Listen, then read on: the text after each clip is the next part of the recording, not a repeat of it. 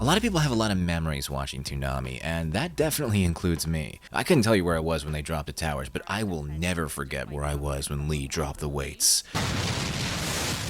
Nah, I'm just making that up actually. I didn't really watch that much Toonami as a kid. I was more of a Magoozy guy. A Magooner, if you will, but that's neither here nor there. Back in the early 2000s, Toonami decided it wasn't content with just broadcasting anime. It wanted to make anime. First, there was the second season of The Big O, a show that didn't do so well in Japan, but found an audience, surprisingly enough, in America on Toonami. Now, that series had ended unfinished with just 13 episodes in 2000, but Cartoon Network threw some money at Sunrise to get another 13 episodes out there to properly close the story. And it was because of this collaboration that Sean Akins and Jason DeMarco, the two guys who created Toonami, met a certain Bandai executive named Ken Iyadomi. They floated the possibility to him of co-producing more anime, because they desperately wanted more shows for Toonami, and Iyadomi relayed their offer to production IG, who at this point was no stranger to Western co-productions. Now, IG actually had a few ideas already in the vault, so Akins and DeMarco took a look and landed on the one with the cool robots and the last man standing tournament. Not much of the plot had been figured out at this point, but that was fine because the project was just going to be a series of connected shorts for Toonami's 4th Total Immersion event, which was not an unpopular event and served as the perfect testing ground to see if people were interested in a Toonami-sponsored anime.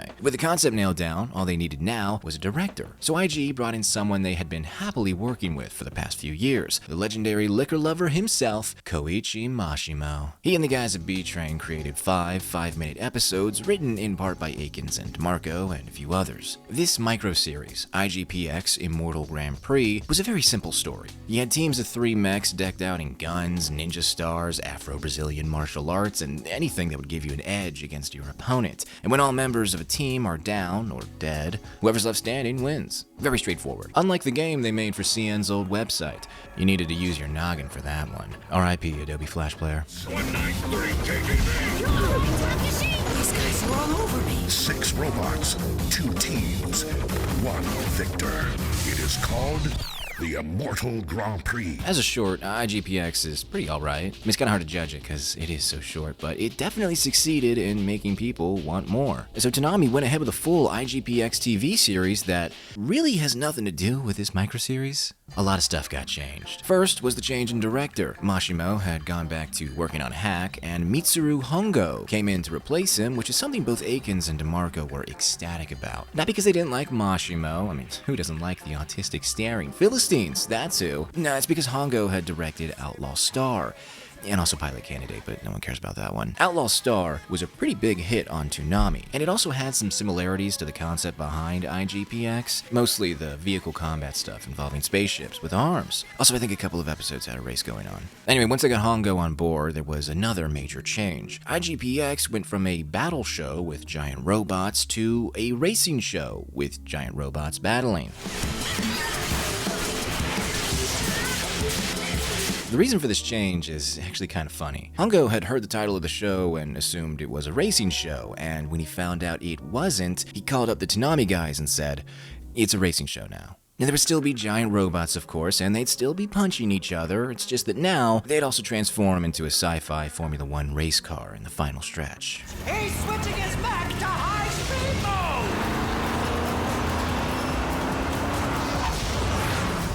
Another big notable change has to do with the characters. Most of them look very different, and a few of the names were altered, like the name of the main team. But the main thing concerning these characters is that pretty much all of them got new voices, and some of them were some pretty high-profile names. This is something Akins pushed for really hard. The thinking was that if you got some star power in your show, more people might actually view it as a real show and check it out. I know that some people don't really care for dubs, but I am going to be talking about the English dub for a minute here because it was quite the unique situation for an English dub, especially for the time. Generally, dubbing was always done well after the fact, and oversight by the original production studio in Japan varied depending on the situation, but usually it was minimal. Here though, Toonami was there day one and had a direct line to the guys at IG. Now they still had to wait for the animators to do the animating first, as is the industry standard over in Japan, but they could hit the ground running with the casting because they already had access to early scripts and production designs and plenty of other useful stuff. Since they knew that the main character, Takashi, the lead pilot of Team Satomi, was a laid-back, carefree kid, and they knew that they wanted to get someone with some clout to voice him, they reached out to Haley Joel Osment, hot off the heels of Kingdom Hearts.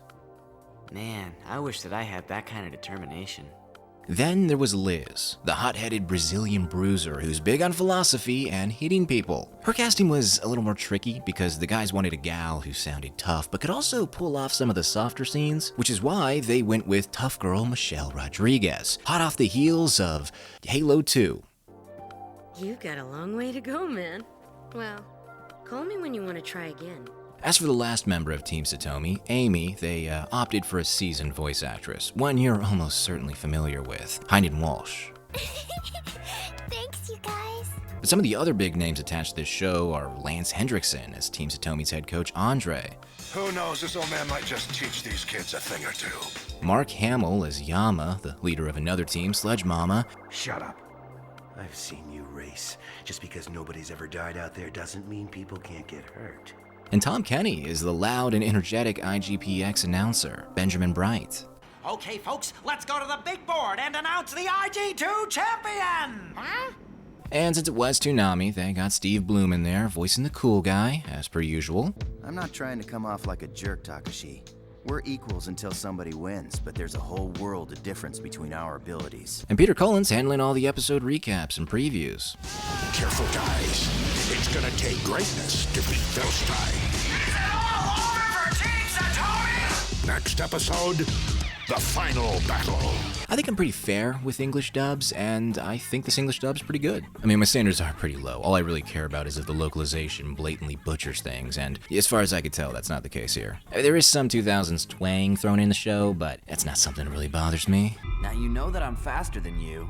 Less talk, more rock, dude. Plus, most of the performances do actually fit the characters rather well. Haley Joel Osment speaks very casually. Hynden Walsh sounds like an actual anime girl, and even Michelle Rodriguez, who pretty much always plays the same character in like everything she's in, goes a little outside of her normal range here to sell the scene, and she does a good job. I don't think it'll go any tighter. A little bit more. Now there's one more big change I need to mention, which is not a single change, but rather a series of changes, and it doesn't even concern the microseries. There are actually two versions of IGPX, the production IG cut and the Toonami cut. They aren't wildly different versions of the same story. The episodes are a little longer in the IG cut, and a few scenes are in a different place. Now, if you're wondering why the Toonami cut is shorter, it's because American TV has shorter time slots. And if you're wondering what was cut, the opening and the ending were the first things to go. The other stuff is stuff that wasn't deemed essential to the story. Lots of panning landscape shots and moments where nothing's really going on. Some conversations were also retimed, so characters would get to the point quicker. And because there's two different versions, you might be inclined to compare it to Lord of the Rings, but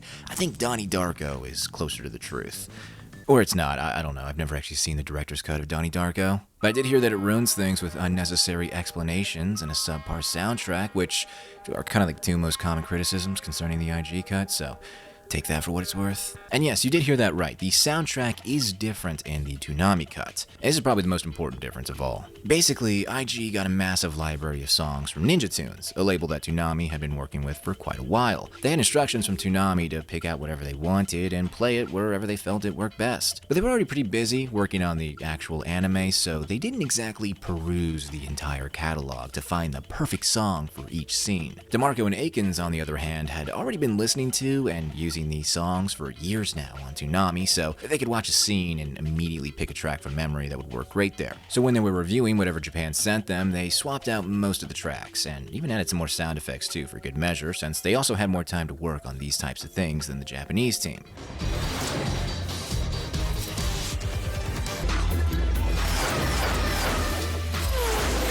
Now, I'm kind of making it sound like the Toonami cut is the definitive version of IGPX, but I wouldn't go that far. It is the version I prefer, but the IG cut is just as true of the experience. I'm just of the mind that if you're gonna watch a show that was made by Toonami for Toonami, you should probably watch the version that actually aired on Toonami. I mean, the IG version didn't even air in Japan with all 26 episodes. They had to cut it down to 24 and alter the ending a tad. Not by choice, though, it was a network issue. And that's really the only production issue IGPX ran into. There were a few disagreements behind the scenes concerning characters and plot points, and I'll mention a few of those in a minute. But on the whole, it seemed like everyone involved was pretty happy with how things turned out. I think. Yeah, I should probably mention the story at some point. It's 2049, and we've got Blade Runners. The team Toonami just earned their spot in the highest level of racing in the world, the IG-1, after coming in first in their IG-2 season. Now they have to compete against the best of the best from all around the world on the 60-mile track in the Grand Canyon, or Australia. It's not really all that clear. As you'd expect from a racing show, there's a lot of racing, but that's not to say that there isn't any downtime dedicated to the characters doing their own thing off the track. There's a fair amount of bickering, a moderate amount of bantering, and a few beatdowns because this is still an action show. But is it a good show? Well, hey look, I thought the main three had a pretty decent dynamic, and their coach, she was pretty cool. And I liked how Takashi got a girlfriend too, that was pretty neat. Yama was a lot of fun, he was probably my favorite of the antagonists, and some of the races were solid, and the soundtrack was a joy to hear. But to be brutally honest with you, nothing this show ever did blew me out of the water, or off the racetrack. Visually, it definitely has its moments, but unfortunately the races, which tended to be most of the episodes, didn't really. The CGI mechs, while certainly impressive for the time, I assume, don't really hold up the best, and I think the use of CGI might also be why most of the races lack the kind of energy you'd expect from a high-speed race with full-on fights. Now, I'm not asking for Redline, that would be an incredibly unfair comparison, but I really think they could have done more to make these situations more intense. The constant talking, which took a toll on the tension, and the continuous cutting to the discolored close-ups in The Void, it didn't really help much either. It's not bad, okay? I'm not saying it's bad, it's just not very visually interesting. Also, and maybe I'm just stupid here, but I never really got a good sense of the rules for these races. Like, I guess swinging off the rails is fine, and jumping whole sections too, that's cool, but if you crash into someone intentionally, that might be a no-go, even though straight up punching them or shooting them is totally fine. It seems kinda odd to me, but whatever. Andre cheated out there today, and you know it.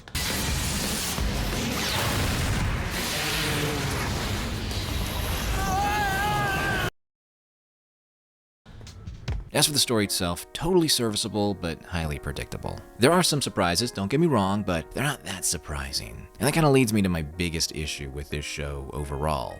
IGPX is just not very interesting. It tries to be, but more often than not, things don't really go anywhere, and there's this perpetual status quo that always finds a way to get maintained. Now, if you like that status quo, this isn't a big deal, but if you're wishing the show would do something drastic and introduce some real drama and have your perception of a character challenged and changed, you're not gonna get that, and that's gonna be disappointing for you. Or me, in this case. The frustrating part is that you barely need to change certain things to make them far more interesting in the show. But since the foundation for these characters is a little lacking, considering the show skips over most of their origins, and how they even came to be on Team Satomi in the first place, it's kinda hard to build up these characters in a meaningful way. And some of this might be due to the back and forth between IG and Toonami concerning the characters and the plot. Now, the vision on these things is hardly ever monolithic, but there were quite a lot of cooks in the kitchen on this one, and that led to massive rewrites for both the plot of IGPX and a few of the characters and their relationships to other characters. The biggest point of contention being the romance. This is a bit of a spoiler, but DeMarco was very adamant that Takashi and Liz end up together in the end, which was an idea that Hongo absolutely hated. But he had already gotten his way with the character River, who DeMarco wanted to be more cartoonishly evil, so he gave this one to DeMarco, which upset some fans of the show who felt like it came out of nowhere, but I completely disagree. Takashi ends the series as the greatest racist in the world. Why would he not get the brown tomboy GF in the end? Alas, this was an ending the people weren't ready for, although many of them didn't even get to it. During its run, IGPX suffered from low ratings, and so the last 5 episodes didn't even air during their normal Toonami time slot, but rather the midnight time slot on Adult Swim, without any notice. Surprisingly, it didn't do too well. So bad, in fact, that the network labeled it a complete failure and wrote it off on their taxes, which meant that the show could never again air on any Cartoon Network-related channel. Now, some people speculated that the increase in foul language in Season 2 was the main culprit behind the change in time slot. You dragged me all the way out here in the middle of the night, just so I can listen to you, bitch? Chill out. I need a friend, okay? But DeMarco has stated publicly that this just isn't true. It really was a viewership problem. But that kind of confuses me, because I don't get why more people didn't watch this show when it aired. I mean, I know I just listed out a bunch of problems with the show, but you could apply most of that to almost anything that aired on Toonami. The hot take, I think IGPX was better than the Big O. Season 2 of the Big O, anyway. But like I said at the start, I mean, I wasn't much of a Toonami fan back in the day, so I'm not going to pretend like I knew what the temperature was at the time. I have seen some old forum posts where people seem to be pretty divided, so the best conclusion I can come to is that Akins and DeMarco misread their target audience. Most Toonami fans, at least at the time, wanted something more extreme and loud, but IGPX was trying to be mellow and more realistic, which many people found boring. And it didn't help that the show was meant to be a lead-in to Adult Swim, and, well, this is very much not a lead-in to Adult Swim. Also, I imagine it was kind of a bummer for anyone who watched the microseries and wanted more episodes to expand on that story and world when they found out that this show dropped the gunfights, and the cybernetic stuff, and the cliffhanger ending, and made everything about racing. Would this show have been more successful if it had stuck to its original premise? Maybe. Or maybe IGPX is, as is, a hidden gem. I'm sure there's going to be at least some comments stating just that, but I disagree. IGPX is a stick. A really cool stick. Something you'd pick up and swing around for a while for fun, but eventually you'd rather go back inside and do something else, so you leave the stick behind with no hard feelings and just move on. That's this anime. It is fun, but it's also forgettable.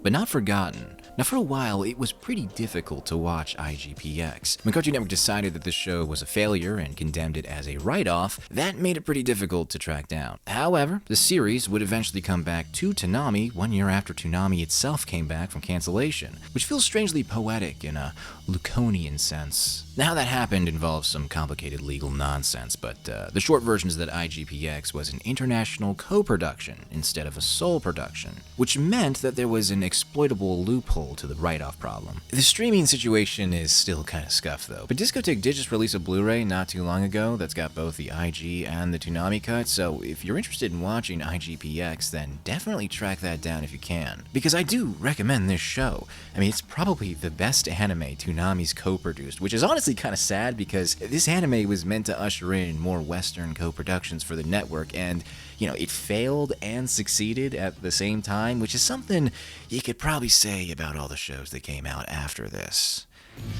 They're gonna have to drag me off this track, man. Because I'm gonna keep racing until the day I die.